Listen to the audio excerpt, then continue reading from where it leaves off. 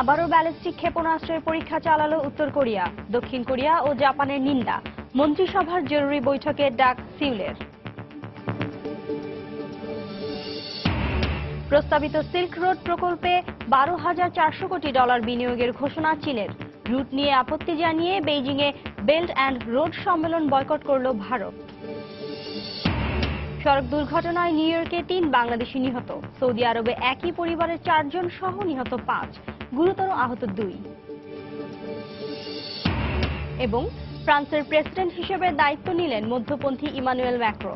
সাম্য ও সম্প্রীতির দেশ গড়ার প্রত্যয়।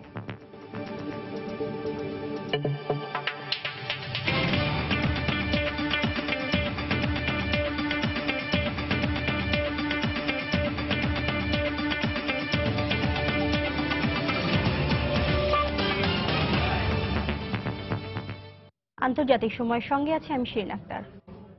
আবারও ব্যালিস্টিক ক্ষেপণাস্ত্রের পরীক্ষা চালিয়েছে উত্তর কোরিয়া। উত্তর পশ্চিমাঞ্চলের কুসং থেকে এ পরীক্ষা চালানো হয়েছে বলে জানায় সিউল। কোরীয় উপদ্বীপে শান্তি ফেরাতে দক্ষিণ কোরিয়ার প্রেসিডেন্টের তোড়জোড়ের মধ্যেই এ পরীক্ষা চালানো হলো। আন্তর্জাতিক নিষেধাজ্ঞা অমান্য করে পিয়ংইয়ং এর এমন আচরণে বরাবরের মতো ক্ষুব্ধ প্রতিক্রিয়া দেখিয়েছে জাপান ও দক্ষিণ কোরিয়া। কোরীয় উপদ্বীপে চলমান উত্তেজনার মধ্যেই একের পর এক ক্ষেপণাস্ত্র পরীক্ষা চালিয়ে যাচ্ছে উত্তর কোরিয়া। সম্প্রতি 2বার ব্যালিস্টিক মিসাইল পরীক্ষায় ব্যর্থ হওয়ার পর রোববার ভোরে ক্ষেপণাস্ত্রের সফল পরীক্ষা চালিয়েছে দেশটি। মিসাইলটি 700 কিলোমিটার পাড়ি দিয়ে জাপান সাগরে গিয়ে পড়ে বলে জানায় গণমাধ্যম।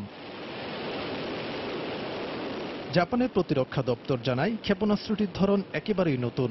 এ বিষয়ে আরও জানতে খতিয়ে দেখা হচ্ছে বলে জানায় তারা। নিষেধাজ্ঞা অমান্য করে উত্তর কোরিয়ার ক্ষেপণাস্ত্র পরীক্ষা আন্তর্জাতিক সম্প্রদায়কে অবজ্ঞা বলে মন্তব্য করেন জাপানের প্রধানমন্ত্রী শিনজো অ্যাবে। এটা মোটেও গ্রহণযোগ্য নয়। আমি এর তীব্র নিন্দা জানাচ্ছি। উত্তর কোরিয়ার ক্ষেপণাস্ত্র পরীক্ষায় স্পষ্টত আন্তর্জাতিক আইনের লঙ্ঘন, যা আঞ্চলিক এবং জাতীয় নিরাপত্তার জন্য হুমকি। দক্ষিণ কোরিয়ার প্রেসিডেন্ট মুন জে ইনের ক্ষমতা গ্রহণের পরদিনে ক্ষেপণাস্ত্রটির পরীক্ষা চালালো উত্তর কোরিয়া। ক্ষেপণাস্ত্র পরীক্ষার পরপরই জরুরি বৈঠকে বসেন দক্ষিণ কোরিয়ার প্রেসিডেন্ট। বৈঠকে উত্তর কোরিয়ার এমন আচরণকে উস্কানি বলে উল্লেখ করেছে সিউল। কোরীয় উপদ্বীপের নিরাপত্তা ও শান্তির জন্য উত্তর কোরিয়ার ক্ষেপণাস্ত্র ও পরমাণু কর্মসূচি মারাত্মক হুমকি। সমস্যা সমাধানে দক্ষিণ কোরিয়া আলোচনার পথ খোলা রাখছে। শুধু উত্তর কোরিয়ার আচরণ শোধরালেই এই আলোচনা সম্ভব। এ অবস্থা চলতে থাকলে পিয়ংইয়ংকে চড়া মূল্য দিতে হবে বলে হুঁশিয়ারি দিয়েছে দক্ষিণ কোরীয় সামরিক বাহিনী। এদিকে পরিস্থিতি স্বাভাবিক থাকলে মার্কিন প্রশাসনের সঙ্গে বৈঠকে বসতে রাজি বলে জানিয়েছে উত্তর কোরিয়া। ফাইয়াজ আহমেদ, সময় সংবাদ। এশিয়া, আফ্রিকা ও ইউরোপকে সংযুক্ত করতে প্রস্তাবিত বাণিজ্যিক সড়ক নির্মাণ প্রকল্পে 12,400 কোটি ডলার বিনিয়োগের ঘোষণা দিয়েছে চীন। সিল্ক রোড নামের প্রকল্পে যে কেউ চাইলে অংশ নিতে পারবে বলে জানিয়েছেন চীনা প্রেসিডেন্ট শি জিনপিং। তবে এ প্রকল্পে আপত্তি জানিয়ে বেইজিংয়ে চলমান বেল্ট অ্যান্ড রোড ফোরামের 2 দিনব্যাপী সম্মেলন বয়কট করেছে ভারত। রোববার শতাধিক দেশের সরকার প্রধান, প্রতিনিধি ও ব্যবসায়ী দলের সদস্যদের অংশগ্রহণে বেইজিংয়ে শুরু হয় বেল্ট অ্যান্ড রোড ফোরামের 2 দিনব্যাপী সম্মেলন। চীনের প্রস্তাবিত এশিয়া, আফ্রিকা ও ইউরোপের মধ্যে অর্থনৈতিক করিডোর প্রকল্প বাস্তবায়নে করণীয় বিষয়ে আলোচনায় এই সম্মেলনের আয়োজন করা হয়। যুক্তরাষ্ট্র, রাশিয়া, তুরস্ক, শ্রীলঙ্কা এবং নেপাল এরই মধ্যে ওয়ান বেল্ট ওয়ান রোড নামের এই প্রকল্পে যোগদানের ঘোষণা দিলেও আপত্তি জানিয়েছে ভারত। পাকিস্তান নিয়ন্ত্রিত আজাদ কাশ্মীরের মধ্য দিয়ে এই অর্থনৈতিক করিডোর গড়ে উঠতে যাওয়ায় এর বিরোধিতা করে আসছে নয়াদিল্লি। শনিবার দেশটির পররাষ্ট্র দপ্তরের এক বিবৃতিতে আজাদ কাশ্মীরকে ভারতের অংশ দাবি করার পাশাপাশি এই প্রকল্প ভারতের আঞ্চলিক অখণ্ডতা বিঘ্নিত করবে বলে জানানো হয়। সম্মেলনের উদ্বোধনী ভাষণে ভারতের নাম উল্লেখ না করেই নয়াদিল্লির বক্তব্যের জবাব দেন চীনা প্রেসিডেন্ট শি জিনপিং। উন্নয়ন প্রকল্পে বাধা সৃষ্টি করা থেকে বিরত থাকার পাশাপাশি সব দেশকে অন্য দেশের সার্বভৌমত্বের প্রতি শ্রদ্ধাশীল থাকার আহ্বান জানান তিনি। একই সঙ্গে আঞ্চলিক অর্থনীতি শক্তিশালী করতে দ্রুত সিল্ক রোড প্রকল্প বাস্তবায়নের উপর গুরুত্ব আরোপ করেন শি জিনপিং। আমরা বেল্ট অ্যান্ড রোড প্রকল্প বাস্তবায়নকে এই অঞ্চলের শান্তির প্রতীক হিসেবে বিবেচনা করছি। আলোচনার মাধ্যমে সব পক্ষের স্বার্থ রক্ষা করে এই পরিকল্পনা আমরা এগিয়ে নিতে চাই। আশা করি এক্ষেত্রে কেউ বাধা সৃষ্টি না করে সমঝোতার পথ বেছে নেবে। বিশ্ব অর্থনীতির গতি আরো বাড়াতে আমাদের সবার উচিত পারস্পরিক সহযোগিতা আরো জোরদার করা। আমাদের এমন একটা উদ্যোগ নেওয়া উচিত যাতে আন্তর্জাতিক বাণিজ্য ও বিনিয়োগের স্বচ্ছ একটি ভিত্তি তৈরি হয়। সম্মেলনে ভাষণে রুশ প্রেসিডেন্ট পুতিন সংরক্ষণবাদকে বৈশ্বিক অর্থনীতির জন্য হুমকি হিসেবে উল্লেখ করেন। প্রস্তাবিত বেল্ট অ্যান্ড রোড বাস্তবায়ন হলে এ অঞ্চলের অর্থনীতির পাশাপাশি রাজনৈতিক অঙ্গনেও ইতিবাচক পরিবর্তন আসবে বলে আশা প্রকাশ করেন তিনি। অনেক দেশে আজ সামাজিক অবক্ষয় দেখা দিয়েছে, অর্থনৈতিক ও প্রযুক্তিগত উন্নয়ন থমকে পড়েছে। এই অবস্থার মধ্যেই আবার অনেকে বহুবাজার নীতির পরিবর্তে একবাজার নীতির পক্ষে সাফাই গাইছে। এমন সংরক্ষণবাদ বিশ্বজুড়ে বিপদ বয়ে আনতে পারে। আমরা পারস্পরিক সহযোগিতার ভিত্তিতে সামনে এগিয়ে যেতে চাই। সিল্ক রোড বাস্তবায়ন হলে ইউরোপ এবং এশিয়ার মধ্যে ঐক্য বাড়ার পাশাপাশি এ অঞ্চলের অর্থনীতি আরও শক্তিশালী হবে। জাতিসংঘ মহাসচিব আন্তোনিও গুতেরেস আন্তর্জাতিক সহযোগিতার নতুন ক্ষেত্র তৈরি ও বিশ্বায়নে অবদানের জন্য চীনের প্রশংসা করেন। উন্নয়নশীল দেশগুলোর অর্থনৈতিক গতি বাড়াতে চীনের সঙ্গে জাতিসংঘ একযোগে কাজ করবে বলেও জানান তিনি। রিয়াদুল ইসলাম, সময় সংবাদ। মার্কিন নির্বাচনের আগে রাশিয়ার সঙ্গে রিপাবলিকান প্রচারণা শিবিরের যোগাযোগের অভিযোগ উড়িয়ে দিয়েছেন মার্কিন প্রেসিডেন্ট ডোনাল্ড ট্রাম্প। নির্বাচনে রাশিয়ার হস্তক্ষেপ ও দেশটির সঙ্গে কোনো রকম গোপন সংশ্লিষ্টতার তদন্তের জেরে এফবিআই প্রধানকে বরখাস্ত করা হয়নি বলেও জানান তিনি।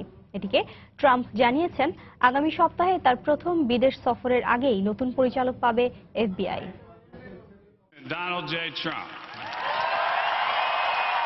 শনিবার দক্ষিণ পূর্বাঞ্চলীয় রাজ্য ভার্জিনিয়ার লিঞ্চবার্গে লিবার্টি বিশ্ববিদ্যালয়ের স্নাতক পর্যায়ের ছাত্রদের নতুন শিক্ষাবর্ষের অনুষ্ঠানে যোগ দেন প্রেসিডেন্ট ডোনাল্ড ট্রাম্প। যুক্তরাষ্ট্রের সবচেয়ে বড় ক্রিশ্চিয়ান কলেজ হিসেবে পরিচিত উচ্চশিক্ষার এই প্রতিষ্ঠানে ট্রাম্প শিক্ষার্থীদের নিজের লক্ষ্যে অটল থেকে দেশের জন্য কাজ করে যাওয়ার আহ্বান জানান। আমি গত বছরও এখানে এসেছিলাম সাধারণ একজন হিসেবে, এবার এসেছি আপনাদের প্রেসিডেন্ট হয়ে। এর জন্য আমাকে অনেক শ্রম, মেধা ও সময় দিতে হয়েছে। আমি অনেক মেধাবী মানুষ দেখেছি যারা আশাহত হয়ে লক্ষ্য থেকে সরে গেছেন, আবার অনেকে কম মেধাবী হয়েও গুরুত্বপূর্ণ পদে আসীন হয়েছেন। নিজের বিশ্বাসের প্রতি আস্থা রেখে লক্ষ্যের দিকে এগিয়ে যেতে হবে। এই লড়াই শুধু নিজের জন্য নয়, পরিবারের জন্য, সমাজের জন্য, দেশের জন্য। একই দিন সাংবাদিকদের সঙ্গে আলাপে নির্বাচনের আগে রুশ কর্মকর্তাদের সঙ্গে রিপাবলিকান দলের কারো জড়িত থাকার অভিযোগ অস্বীকার করেন ট্রাম্প। রাশিয়ার সঙ্গে গোপন যোগাযোগের বিষয়ে তদন্তের কারণে এফবিআই প্রধানকে চাকরিচ্যুত করা হয়নি বলে জানান তিনি। চলতি সপ্তাহেই জেমস কমির উত্তরসূরি হিসেবে মনোনয়ন চূড়ান্ত করতে যাচ্ছেন বলে জানান মার্কিন প্রেসিডেন্ট। এফবিআই এর পরিচালক পদে যাদের বিবেচনা করা হচ্ছে তারা সবাই সুপরিচিত, তারা সবাই মেধাবী ও কর্মঠ, তাদের সবাই গোয়েন্দা সংস্থাটিকে নেতৃত্ব দেওয়ার যোগ্য। খুব তাড়াতাড়ি চূড়ান্ত মনোনয়ন সম্পন্ন হবে।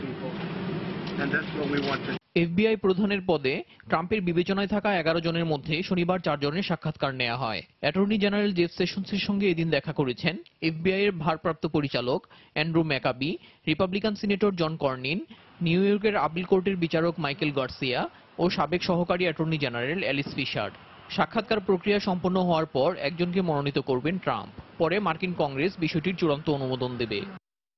এদিকে প্রেসিডেন্ট ডোনাল্ড ট্রাম্প হোয়াইট হাউসের মুখপাত্র হিসেবে শন স্পাইসারের স্থলে ফক্স নিউজের উপস্থাপিকা কিম্বারলি গিলেফোয়েলকে নিয়োগ দিতে পারেন বলে প্রশাসনিক সূত্রে জানা গেছে। স্পাইসার ও আরও কয়েকজন কর্মকর্তার ব্যাপারে ট্রাম্প অসন্তুষ্ট বলে জানিয়েছে মার্কিন একাধিক গণমাধ্যম। দেলোয়ার হোসেন, সময় সংবাদ। বিশ্বব্যাপী আরো বড় ধরনের সাইবার হামলা হতে পারে বলে সতর্ক করেছেন প্রযুক্তি নিরাপত্তা বিশেষজ্ঞরা। শুক্রবার প্রায় 100টি দেশের অন্তত 1,25,000 কম্পিউটারে হ্যাকাররা হানা দেওয়ার পর আবারও এমন হামলার আশঙ্কা করছেন তারা। ম্যালওয়্যারটেক ছদ্মনামে যুক্তরাজ্যের একজন সাইবার নিরাপত্তা গবেষক র্যানসমওয়্যার ভাইরাসটির বিস্তার ঠেকিয়ে বড় বিপর্যয়ের হাত থেকে বিশ্বকে বাঁচিয়েছেন বলে জানিয়েছে বিবিসি। শনিবার তিনি গণমাধ্যমকে সোমবারই আরও একবার সাইবার হামলার আশঙ্কার কথা জানান। 99টি দেশের লক্ষাধিক কম্পিউটার হ্যাক করে প্রতিটিতে প্রবেশের জন্য $300 করে দাবি করা হ্যাকারদের অ্যাকাউন্টে এরই মধ্যে প্রায় $30,000 জমা পড়েছে বলে জানা গেছে। এদিকে গ্রাহকদের অপারেটিং সিস্টেমের নিরাপত্তা দিতে জরুরি ভিত্তিতে বিশেষ টুল ছেড়েছে মাইক্রোসফট। হ্যাকিং এর ঘটনা ঠেকাতে দ্রুত একটি হালনাগাদ করার পরামর্শ দিয়েছে তারা। Microsoft security updates, that ransomware can spread to other computers. So that is the new piece here. আন্তর্জাতিক সময় আরো দেখবেন।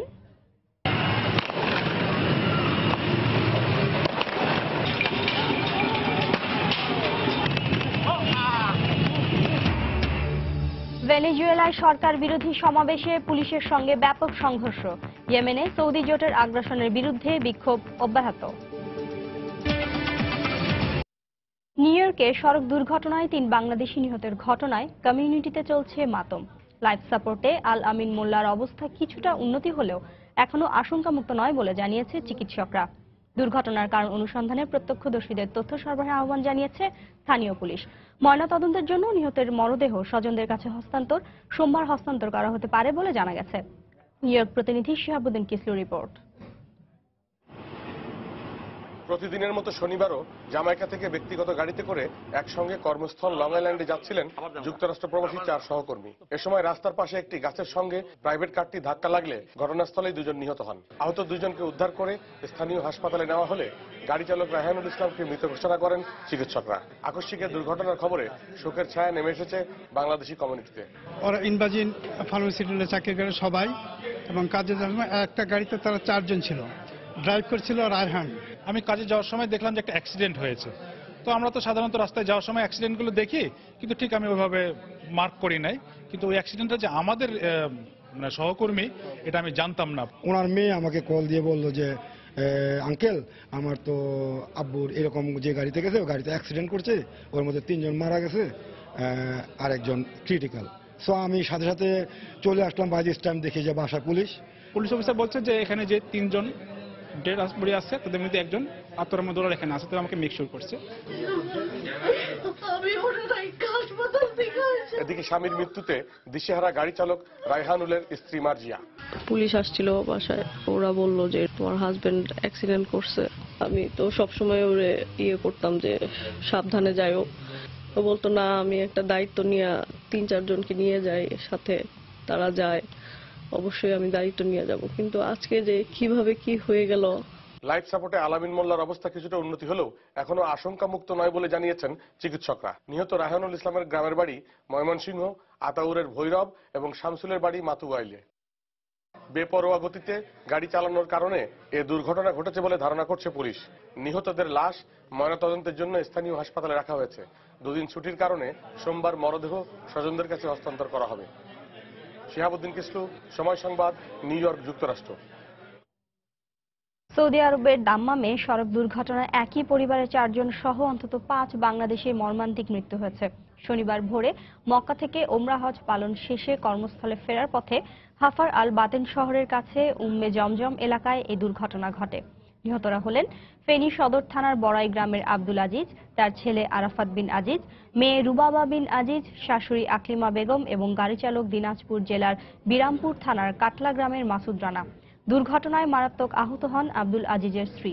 সৌদি আরবে বসবাসরত নিহত আব্দুল আজিজের এক স্বজন জানান, চালকের অসতর্কতার কারণেই গাড়িটি মূল সড়ক থেকে ছিটকে গিয়ে উল্টে যায়। এতে ঘটনাস্থলেই নিহত হন চালক সহ 4 জন। পরে গুরুতর আহত অবস্থায় হাসপাতালে নেয়ার পর মারা যান আব্দুল আজিজের মেয়ে রুবাবা বিন আজিজ। অবস্থা আশঙ্কাজনক হওয়ায় উন্নত চিকিৎসার জন্য আব্দুল আজিজের স্ত্রীকে রিয়াদের একটি হাসপাতালে স্থানান্তর করা হয়েছে বলে জানা গেছে। কাশ্মীর সীমান্তে পাকিস্তান ও ভারতীয় সেনাবাহিনীর মধ্যে বন্দুকযুদ্ধে অন্তত 13 জন আহত হয়েছে। সংবাদ মাধ্যম জানায়, শনিবার জম্মু কাশ্মীরের সামাহনি সেক্টরের ভিমবার জেলায় লাইন অফ কন্ট্রোলে যুদ্ধবিরতি লঙ্ঘন করে দফায় দফায় যুদ্ধে জড়ায় দুদেশের সেনাবাহিনী। ভারতীয় সেনাবাহিনীর মুখপাত্র জানান, যুদ্ধবিরতি লঙ্ঘন করে পাকিস্তানি সেনারা প্রথমে তাদের লক্ষ্য করে গুলি চালায়। জবাবে তারাও পাক সেনাদের লক্ষ্য করে গুলি ছোড়ে। এ সময় পাকিস্তানি সেনাদের গোলা হামলায় বেশ কয়েকজন বেসামরিক নাগরিক আহত হয়। তবে পাকিস্তান সেনাদের অভিযোগ, ভারতীয় সেনাদের গুলিতে আজাদ কাশ্মীরের 5 বেসামরিক নাগরিক আহত হয়েছেন। এদিকে কাশ্মীর সীমান্তে অভিযান চালিয়ে 7 জনকে আটক করেছে ভারতীয় নিরাপত্তা বাহিনী। আটককৃতরা কাশ্মীরের জঙ্গি সংগঠনের সদস্য বলে জানানো হয়। তাদের মধ্যে পুলিশ ও সেনাবাহিনীর সাবেক সদস্য রয়েছেন। ভারতীয় পুলিশের এক কর্মকর্তা জানান, আটককৃতরা বড় ধরনের হামলার জন্য জঙ্গিদের সংগঠিত করছে।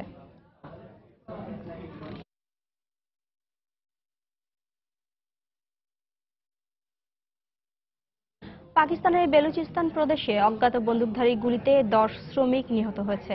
শনিবার প্রদেশটির গোয়াদর জেলায় একটি নির্মাণাধীন ভবনে কর্মরত শ্রমিকদের লক্ষ্য করে এলোপাতাড়ি গুলি ছোড়ে মোটরসাইকেলে আসা হামলাকারীরা। এতে ঘটনাস্থলেই 8 শ্রমিক নিহত হয়। হাসপাতালে নেওয়া হলে আরও 2 জনের মৃত্যু হয়।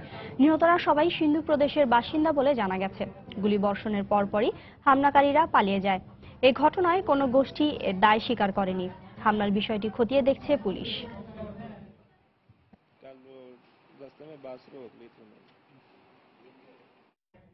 অধিকৃত জেরুজালেমে ইসরায়েলি পুলিশের গুলিতে জর্ডানের এক নাগরিক নিহত হয়েছেন।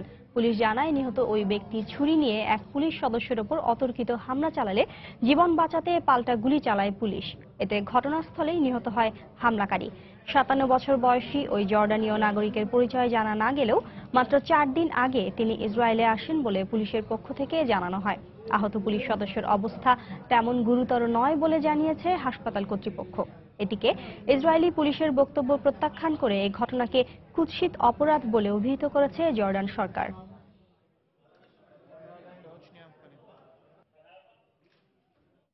ইউক্রেনের পূর্বাঞ্চলে রুশপন্থী বিদ্রোহীদের গোলাবর্ষণে অন্তত 4 বেসামরিক নাগরিক নিহত হয়েছে বলে জানিয়েছে সরকারি বাহিনী।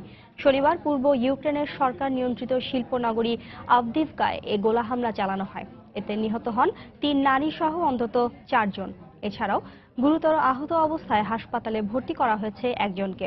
বিদ্রোহীরা যুদ্ধবিরতি চুক্তি লঙ্ঘন করে অব্যাহতভাবে সরকার নিয়ন্ত্রিত অঞ্চলে গোলা হামলা চালাচ্ছে বলে ইউক্রেনীয় সেনাবাহিনীর পক্ষ থেকে অভিযোগ করা হয়।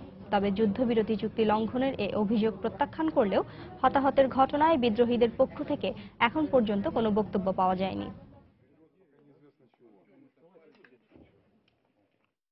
আন্তর্জাতিক সময়ে আরো যা দেখবেন।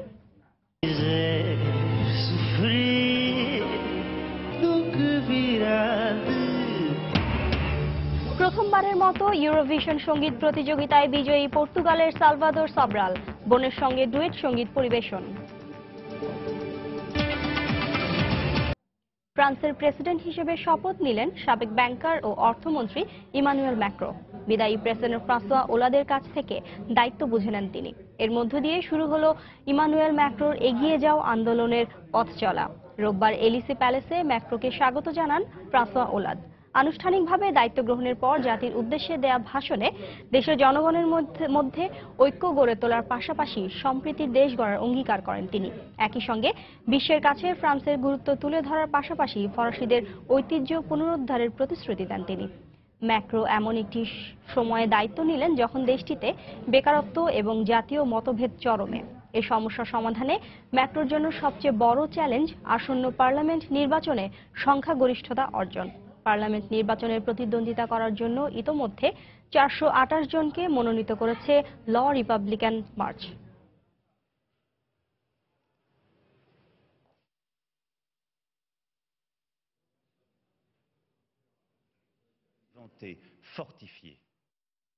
সাইবার হামলার বিরুদ্ধে একযোগে লড়াইয়ের অঙ্গীকার করেছেন G7-এর অর্থমন্ত্রীরা। শনিবার ইতালির দক্ষিণ পূর্বাঞ্চলীয় বন্দর নগরী বাড়িতে অর্থনৈতিক এ জোটের অর্থমন্ত্রী ও কেন্দ্রীয় ব্যাংকের গভর্নরদের 3 দিনের সম্মেলন শেষ হয়। সম্মেলনে মার্কিন অর্থমন্ত্রী স্টিভ মুচিন বলেন, যুক্তরাষ্ট্র উদার বাণিজ্য নীতিতে বিশ্বাসী হলেও রক্ষণশীল নীতির অধিকার সংরক্ষণ করে। জোটভুক্ত দেশগুলোর সঙ্গে বাণিজ্যের ক্ষেত্রে যুক্তরাষ্ট্রের স্বার্থ রক্ষিত হচ্ছে না বলে অভিযোগ করেন তিনি। প্রেসিডেন্ট ডোনাল্ড ট্রাম্প আরও ভারসাম্যপূর্ণ বাণিজ্য আশা করেন বলে G7-এর অর্থমন্ত্রীদের জানান মুচিন। অভ্যন্তরীণ উৎপাদন বাড়ানোর মাধ্যমে যুক্তরাষ্ট্র কিছু পণ্যের ক্ষেত্রে আমদানি নির্ভরতা কমাতে চায় বলে উল্লেখ করেন তিনি। সম্মেলনের আলোচনাকে ইতিবাচক বললেও যুক্তরাষ্ট্রের সঙ্গে বাণিজ্যের ক্ষেত্রে কিছু বিষয়ে মতপার্থক্য রয়ে গেছে বলে জানিয়েছে কয়েকটি দেশ। এদিকে বিশ্বায়ন ও পুঁজিবাদ বৈষম্য তৈরি করছে উল্লেখ করে 7টি দেশের এ জোটের বিরুদ্ধে সম্মেলন কেন্দ্রের অদূরে বিক্ষোভ করেছে ইতালির কয়েকটি সামাজিক সংগঠন।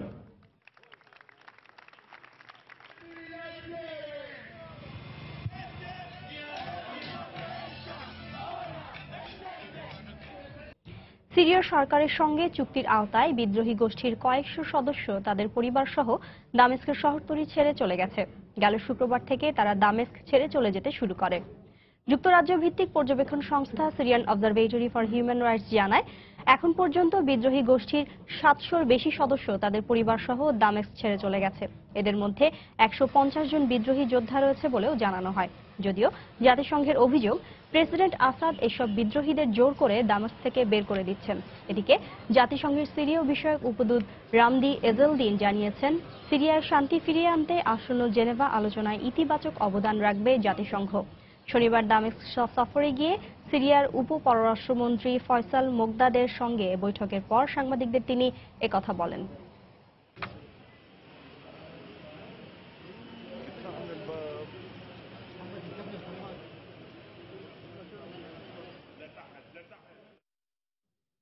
জঙ্গি গোষ্ঠী আইএসের কাছ থেকে মসুলের 90% বেশি এলাকা পুনরুদ্ধার করা হয়েছে বলে জানিয়েছেন ইরাকি সরকারের এক জ্যেষ্ঠ কর্মকর্তা। শনিবার দেশটির স্বরাষ্ট্রমন্ত্রীর উপদেষ্টা আল তাই বলেন, শুক্রবার পশ্চিম মসুলের কানিশাহ সহ গুরুত্বপূর্ণ কয়েকটি এলাকা পুনর্দখলে নেয় যৌথ বাহিনী। এর আগে শুক্রবার হারমাত সহ 17টি জেলা আইএসের কাছ থেকে পুনরুদ্ধার করা হয় বলেও জানান তিনি। এসব এলাকা কৌশলগত দিক থেকে খুবই গুরুত্বপূর্ণ বলেও জানানো হয়। মসুল নগরী পুরোপুরি পুনরুদ্ধার না হওয়া পর্যন্ত যৌথ বাহিনীর আইএস বিরোধী অভিযান অব্যাহত থাকবে বলেও জানান ওই কর্মকর্তা।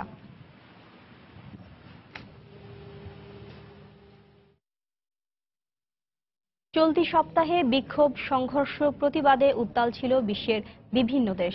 ভেনেজুয়েলার রাজধানী কারাকাসে সরকার বিরোধী বিক্ষোভে পুলিশের সঙ্গে বিক্ষোভকারীদের ব্যাপক সংঘর্ষ হয়েছে। ইয়েমেনে মার্কিন সমর্থিত সৌদি জোটের আগ্রাসনের বিরুদ্ধে বিক্ষোভ অব্যাহত রয়েছে।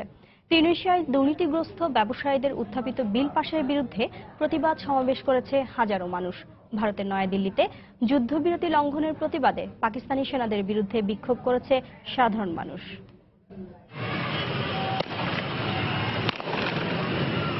ভেনেজুয়েলায় সরকার বিরোধী অব্যাহত বিক্ষোভে পুলিশের সঙ্গে বিক্ষোভকারীদের ব্যাপক সংঘর্ষ হয়েছে। হাজারো মানুষ দেশটির রাজধানী কারাকাসে প্রেসিডেন্ট মাদুরোর বিরুদ্ধে বিক্ষোভে নামলে বাধা দেয় পুলিশ। এক পর্যায়ে ধাওয়া পাল্টা ধাওয়া শুরু হয়। পরিস্থিতি নিয়ন্ত্রণে পুলিশ টিয়ার গ্যাস নিক্ষেপ করে। যানবাহনে আগুন ধরিয়ে দেয় বিরোধীরা। দেশটিতে মাদুরো বিরোধী চলমান বিক্ষোভে নিহতের সংখ্যা বেড়ে 40 জনে দাঁড়িয়েছে। ভারতের নয়াদিল্লিতে যুদ্ধবিরতি লঙ্ঘনের প্রতিবাদে পাকিস্তানি সেনাদের বিরুদ্ধে বিক্ষোভ করেছে সাধারণ মানুষ। চলমান এই সহিংসতা রোধে ব্যানার হাতে প্ল্যাকার্ড নিয়ে তারা সমাবেশ করে। শনিবার ভারতীয় নিরাপত্তা বাহিনীকে লক্ষ্য করে মর্টার হামলা চালালে 2 বেসামরিক নাগরিক নিহত হয়। জম্মু কাশ্মীর সীমান্তে প্রায়ই হামলার ঘটনায় হতাহতের সংখ্যা বাড়ছে। এর প্রতিকার হওয়া উচিত। সরকারের উচিত এ বিষয়ে আরো কঠোর পদক্ষেপ গ্রহণ করা। তিউনিসিয়ার রাজধানী তিউনিসে প্রতিবাদ সমাবেশ করেছে হাজারো মানুষ। দেশটির দুর্নীতিগ্রস্ত ব্যবসায়ীদের সাধারণ ক্ষমা চেয়ে উত্থাপিত একটি বিল পাশের বিরুদ্ধে সমাবেশ করে তারা। এই বিল পাশ হলে দুর্নীতিগ্রস্ত ব্যবসায়ীরা আরো দুর্নীতি করার সুযোগ পাবে, যা দেশের জন্য ক্ষতিকর। দুর্নীতিগ্রস্ত ব্যবসায়ীদের উত্থাপিত বিল পাশ হলে দেশে দুর্নীতি আরো বেড়ে যাবে। আমরা যা কিছুতেই হতে দেব না। ইয়েমেনে মার্কিন সমর্থিত সৌদি জোটের আগ্রাসনের বিরুদ্ধে বিক্ষোভ অব্যাহত রয়েছে। রাজধানী সানার মারিবের রাজপথে নেমে বিক্ষোভ করেন তারা। ইয়েমেনের নিরাপরাধ জনগণের ওপর সৌদি আরবের আগ্রাসনের তীব্র নিন্দা জানান বিক্ষোভকারীরা। আফরিন জেরিন, সময় সংবাদ। তুরস্কের দক্ষিণাঞ্চলে পর্যটকবাহী একটি বাস খাদে পড়ে 23 জন নিহত হয়েছে বলে, যাদের মধ্যে অধিকাংশ নারী ও শিশু। এতে আহত হয়েছে অন্তত 11 জন। শনিবার তুরস্কের সমুদ্র তীরবর্তী রিসোর্ট মারমারিসে নিয়ন্ত্রণ হারিয়ে একটি মিনি বাস গভীর খাদে পড়ে এ দুর্ঘটনা ঘটে। বাসটি পশ্চিমের শহর ইজমির থেকে আসছিল। স্থানীয় গণমাধ্যমে জানানো হয়, মিনি বাসটিতে সে সময় 40 জন যাত্রী ছিল, তবে হতাহতদের মধ্যে কোনো বিদেশি পর্যটক ছিল না। মারমারিসের মেয়র জানান, চালকের গাফিলতির জন্য এই দুর্ঘটনা ঘটতে পারে।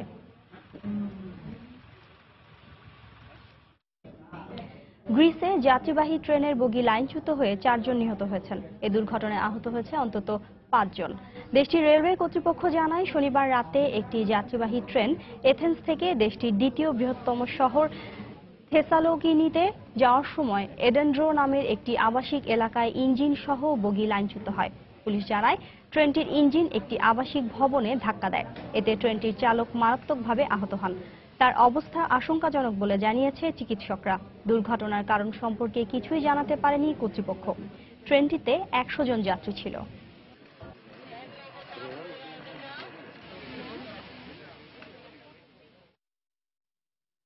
বসনিয়ার দক্ষিণাঞ্চলে একটি ছোট বিমান বিধ্বস্ত হয়ে 3 শিশু সহ এর 5 আরোহীর সবাই নিহত হয়েছেন।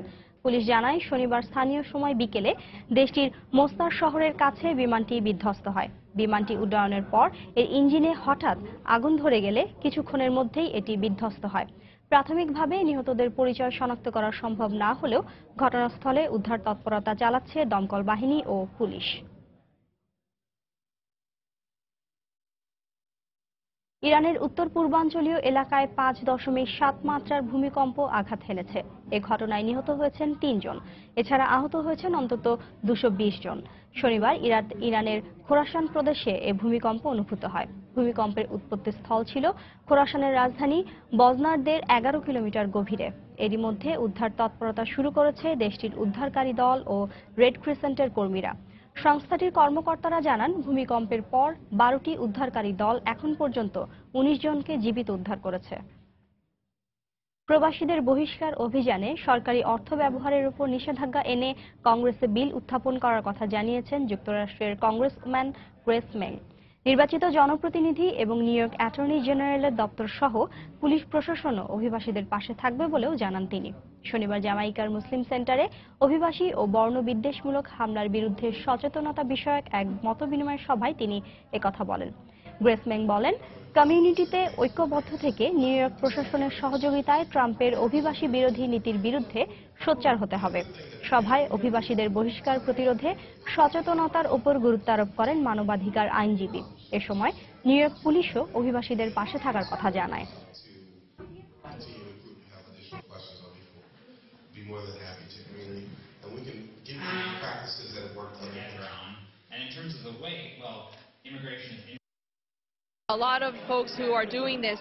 প্রত্যেক অভিবাসীকে সচেতন হতে হবে। যদি কেউ বিদ্বেষমূলক হামলার শিকার হয়, তাৎক্ষণিকভাবে আইন শৃঙ্খলা বাহিনীকে অবহিত করতে হবে। আমরা বিদ্বেষমূলক হামলাকারীদের শাস্তি নিশ্চিত করছি, পাশাপাশি তাদের কাউন্সিলিং করা হচ্ছে, তারা যেন এ ধরনের অপরাধে না জড়িয়ে পড়ে। অভিবাসীদের সহযোগিতা করতে নিউ ইয়র্ক পুলিশ ও অ্যাটর্নি জেনারেল দপ্তর সবসময় প্রস্তুত রয়েছে। মালয়েশিয়ায় জলপ্রপাতে সাঁতার কাটতে গিয়ে এক বাংলাদেশির মৃত্যু হয়েছে। দেশটির পাহাং রাজ্যের চামাংয়ে অবস্থিত একটি পিকনিক স্পটে বন্ধুদের সঙ্গে বেড়াতে যান মোহাম্মদ মনির হোসাইন জালাল নামের ওই বাংলাদেশি। পানিতে গোসল করতে নামলে জলপ্রপাতে তলিয়ে যান তিনি। উদ্ধারকর্মীরা দীর্ঘ প্রচেষ্টার পর বিকেলে তার লাশ উদ্ধার করেন। লাশটি পুলিশের কাছে হস্তান্তর করা হয়। পরে স্থানীয় হাসপাতালে ময়নাতদন্তের জন্য লাশটি রাখা হয়।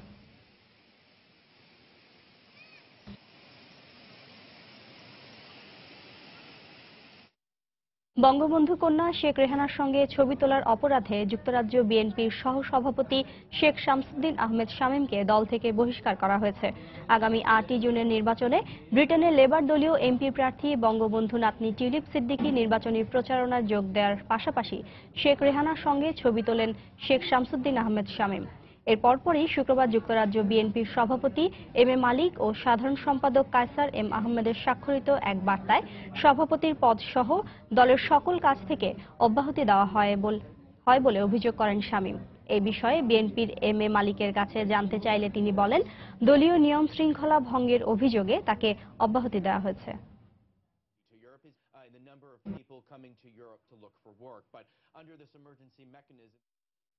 ঢাকা এবং কলকাতার মধ্যে যোগাযোগ বাড়াতে যৌথভাবে কাজ করার অঙ্গীকার করেছে ঢাকা ও কলকাতা প্রেস ক্লাব। শনিবার সন্ধ্যায় কলকাতা প্রেস ক্লাবে এক অনুষ্ঠানে উপস্থিত হয়ে বাংলাদেশ প্রেস ক্লাবের সভাপতি শফিকুর রহমান ও কলকাতা প্রেস ক্লাবের সভাপতি স্নেহাশিস সুর এ অঙ্গীকার করেন। এ সময় আচার্য দীনেশ চন্দ্র সেন রিসার্চ সোসাইটি এবং বাংলাদেশের অপু শিক্ষা ও পরিবেশ ফাউন্ডেশনের উদ্যোগে বিশেষ সম্মাননা অনুষ্ঠানে যোগ দেন তারা। এতে তারা ছাড়াও বাংলাদেশ স্বাধীনতা সাংবাদিক ফোরামের সভাপতি বরুণ ভৌমিক ও সিনিয়র সাংবাদিক কল্যাণ সাহা উপস্থিত ছিলেন। এ সময় তারা নিজেদের মধ্যে সম্পর্ক এগিয়ে নেওয়ার পাশাপাশি দুদেশের মধ্যে বিদ্যমান ভিসা সমস্যার সমাধানেরও আহ্বান জানান। রোববার শফিকুর রহমান সহ প্রেস ক্লাবের প্রতিনিধি দলকে কলকাতা প্রেস ক্লাবের পক্ষ থেকে আনুষ্ঠানিক সংবর্ধনা দেওয়ার কথা রয়েছে।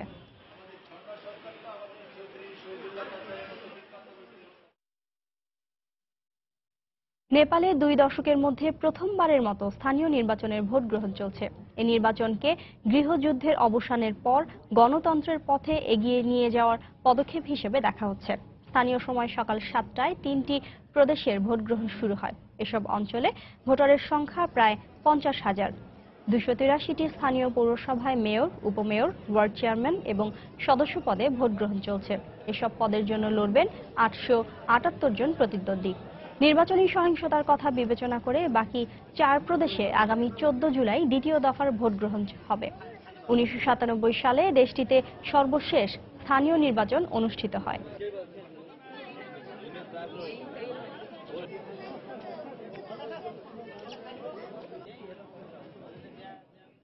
ইউরোপ থেকে যুক্তরাষ্ট্রগামী ফ্লাইটগুলোতে ল্যাপটপ পরিবহনে নিষেধাজ্ঞার মেয়াদ আরও বাড়ানোর বিষয়ে শিগগিরই ওয়াশিংটনের সাথে বৈঠকে বসবে ইউরোপিয়ান কমিশনের মুখপাত্র জানান, নিষেধাজ্ঞা তুলে নেওয়ার পর নতুন করে আর কোনো ঝুঁকির সম্ভাবনা এখন নেই।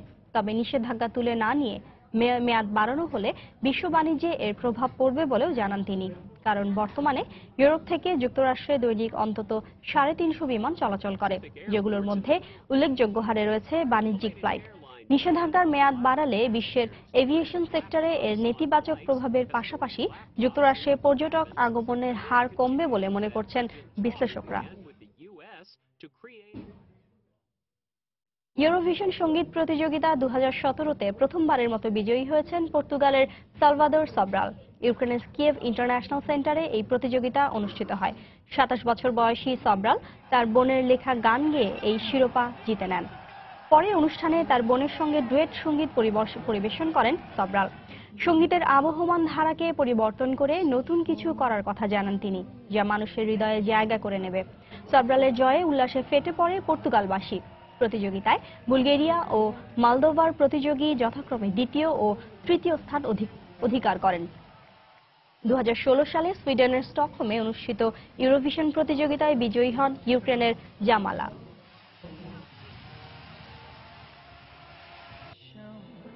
Não quiser sofrer sem fazer planos do que virá depois.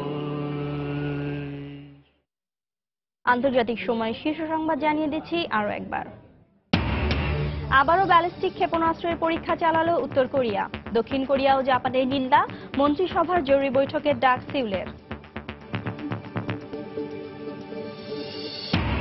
প্রস্তাবিত সিল্ক রোড প্রকল্পে $12,400 কোটি বিনিয়োগের ঘোষণা চীনের।